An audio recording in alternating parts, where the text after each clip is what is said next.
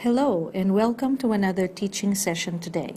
The topic for today is goal setting. So we'll talk about the basics of goal setting. First, let's talk about the why and other benefits of goal setting.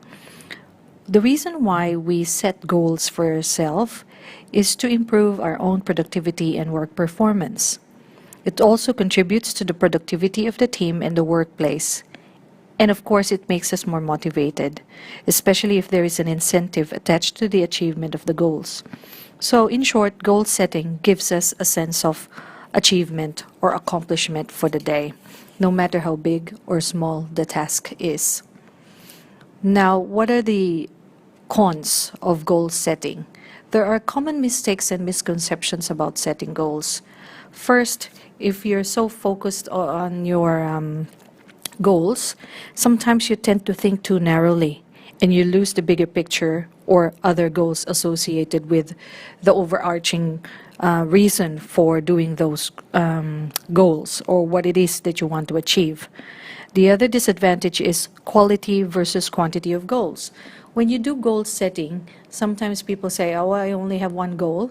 So I look at the quality of the goal, but some people have a variety of goals, like too many goals to the extent that they get confused which one to prioritize, for example, or they set too many unrealistic goals that they are not able to finish it off. And the thing that affects this is the concept of being unrealistic. When is a goal unrealistic? For you, the goal might be practical and real, but for another person, perhaps a colleague, this might be an unrealistic goal for them. So it depends on the perception. Whose point of view are we looking at? So in terms of the strategies and alternatives, what I can suggest is a strategy from Chris Bailey in 2014. He says that rather than traditional goals that we set for ourselves, why don't we look at process goals? So what are these process goals? These are smaller goals that you need to do to achieve your larger goals. For example, if you have a goal of, for example, lifting weights for 45 minutes, 4 days a week for a month, this is a process goal to link towards a bigger or traditional goals such as gain 5 pounds of muscle mass in 3 months.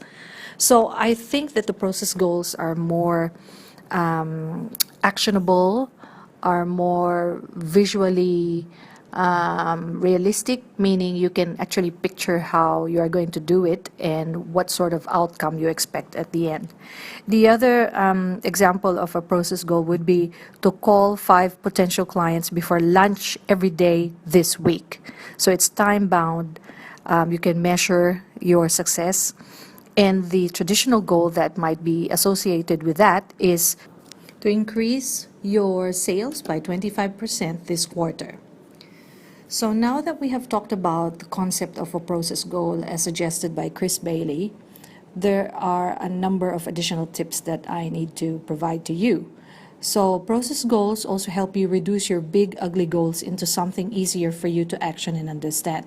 So in short, the process goals make these goal setting exercise items, whatever it is that you're trying to accomplish, more palatable, more bite-sized pieces, more how should I say it, more categorized, and it gives you less stress.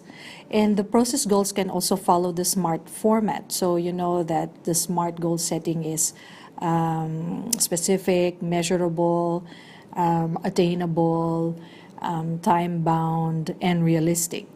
So if they are carried out in smaller bits and pieces or doable chunks, as what Chris Bailey says, then it gives us a little bit more time to possibly modify it if we need to modify it, or possibly abandon that and start all over again.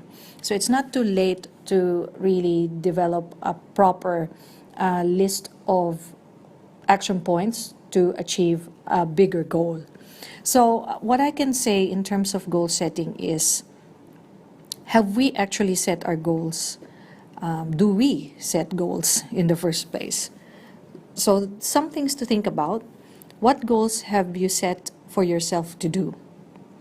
And evaluate those goals. Are those realistic and not too ambitious?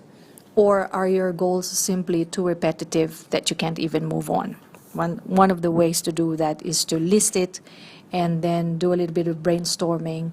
And if you can actually, cross out the ones you don't want to do anymore or that can be postponed, you can even prioritize the items in that list.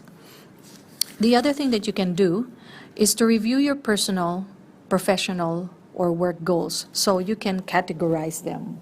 Which goals are for your personal use, which goals are in terms of developing yourself further, or maybe at work you can have a goal for being a better employee or being more productive at work.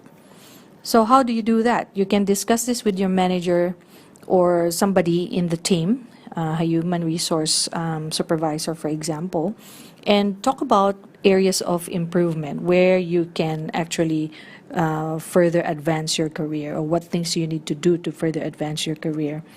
And once you already have those goals, do this exercise of breaking it up into process goals and modifying your timeline in terms of achieving it. So it can be long-term versus short-term, or even put some goals in the midterm. So don't forget to keep track. It's always good to have some goals than none. So if you have a checklist, you can actually tick it off, the ones that you have already accomplished. And think about a good time to review and replan for any modification or changes. So that's it. That's our little lesson and session on goal setting. This is just a very, very quick overview. But if you need more help in terms of how to set goals, or maybe you have a list and you want another person to have a look at it, please contact me and I might be able to help you out. It's just an email away. I'm contactable through scribenotes101@gmail.com, or you can visit me at my website, www.scribenotesbizsupport.com.